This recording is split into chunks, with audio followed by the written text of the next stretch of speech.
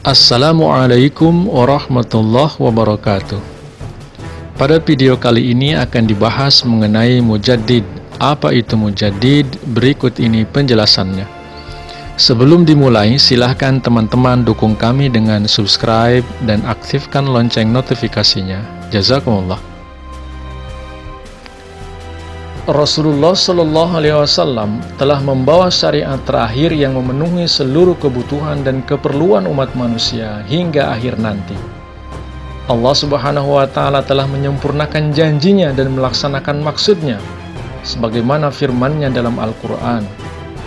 A'udzubillahi minasyaitonirrajim. Al-yawma akmaltu lakum dinakum wa atmamtu alaikum ni'mati wa raditu lakumul Islam madina. Pada hari ini telah kusempurnakan untuk kamu agamamu dan telah kucukupkan kepadamu nikmatku dan telah kuridhoi Islam itu jadi agama bagimu. Rasulullah Shallallahu Alaihi Wasallam telah menyampaikan Islam dengan sepenuhnya dan beliau telah membaktikan seluruh kehidupannya untuk mengkhidmati agama. Beliau Shallallahu Alaihi Wasallam telah mengabdikan seluruh hidupnya demi kebaikan umat manusia.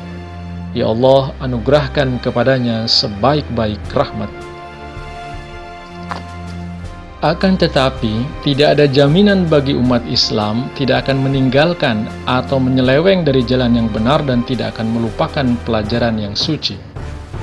Faktanya, setelah mencapai kegemilangannya selama 3 abad pertama, 1000 tahun berikutnya secara bertahap Islam mengarah kepada kemunduran. Jadi, bagaimana caranya mengatasi keadaan itu?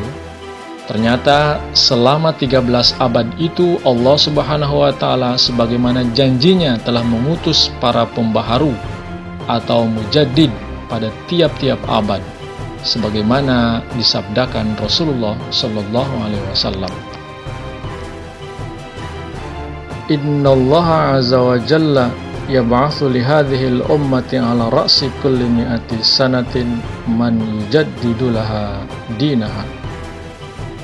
Sesungguhnya Allah Subhanahu wa Ta'ala akan mengutus untuk umat ini pada tiap 100 tahun orang-orang yang akan memperbaharui agama mereka bagi mereka.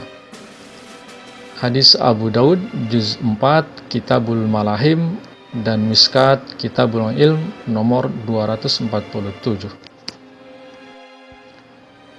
Apa itu mujaddid? Mujaddid secara bahasa artinya adalah orang yang membawa pembaharuan atau seorang pembaharu.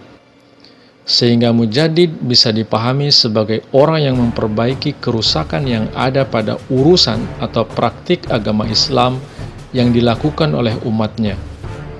Mujaddid tidak membawa syariat atau agama baru, tetapi hanyalah membawa metode-metode baru dan memperbaiki metode yang menyimpang berdasarkan Al-Quran dan hadis, serta memperbaiki kerusakan-kerusakan yang sudah terjadi di masanya. Mujaddid memiliki tugas untuk memperbaiki, membangkitkan, dan membersihkan Islam yang dinodai unsur bid'ah, khurafat, dan sebagainya. Mujaddid muncul pada tiap awal abad dalam kalender Hijriah. Mujaddid bisa saja seorang ulama, khalifah, cendekiawan, tetapi yang pasti mereka adalah orang yang berpengaruh besar dalam menegakkan agama Islam di zamannya. Tujuan atau maksud mujaddid adalah pribadi-pribadi unggul yang mengakhiri bid'ah-bid'ah atau keburukan-keburukan, serta kelemahan-kelemahan yang terjadi di dalam umat Islam, menjalankan ajaran Islam yang benar dan senantiasa menyegarkannya.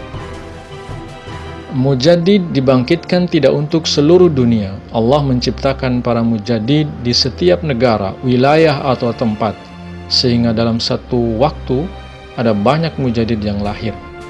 Mereka dibangkitkan di negeri-negeri atau wilayah tertentu di mana area tugas tajdid mereka tidak akan melampaui wilayah di mana mereka hidup, dan mereka dibangkitkan untuk tugas-tugas tajdid yang khusus di mana mereka memperbaiki keburukan-keburukan dan kejahatan-kejahatan tertentu yang telah tersebar di antara umat Islam pada tempat dan masa tertentu.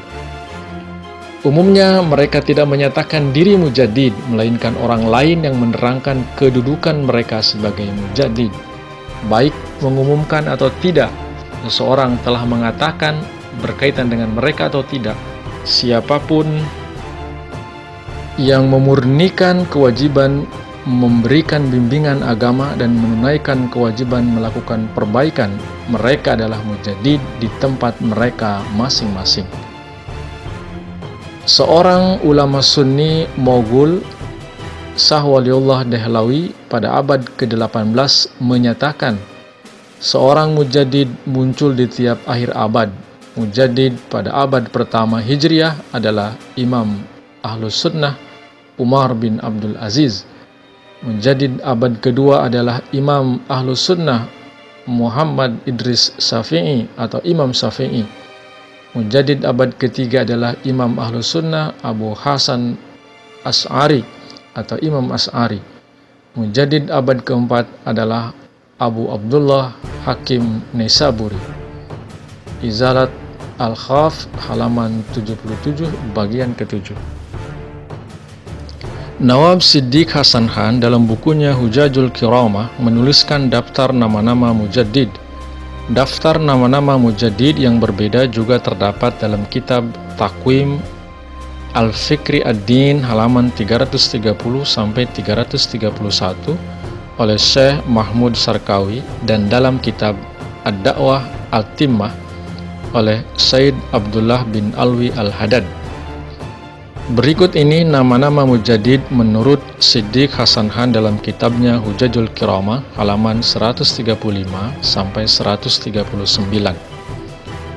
Abad pertama yaitu Umar bin Abdul Aziz. Abad kedua Imam Syafi'i dan Ahmad bin Hambal. Abad ketiga Abu Sarah dan Abu Hasan Al-Asy'ari. Abad keempat Abu Ubaidullah Nisafuri dan Abu Bakar Bakilani. Abad kelima Imam Ghazali. Abad keenam Said Abdul Qadir Jailani. Abad ketujuh Ibnu Taimiyah dan Hadrat Muinuddin Kisti. Abad ke-8 Ibnu Hajar Al-Asqalani dan Hadrat Saleh bin Umar. Abad ke-9 Imam Suyuti. Abad ke-10 Imam Muhammad Tahir Gujrati. Abad ke-11 Mujaddid Alif Sani Sarhindi. Abad ke-12 Shah Waliullah Muhaddas Dehlawi. Abad ke-13 Said Ahmad Brelwi. Dan untuk mujaddid abad ke-14 Hijriah atau masa saat ini, para ulama telah menyepakati tentang akan datangnya Imam Mahdi. Demikian penjelasan singkat tentang mujaddid. Terima kasih telah menyimak hingga akhir. Semoga bermanfaat. Assalamualaikum warahmatullahi wabarakatuh.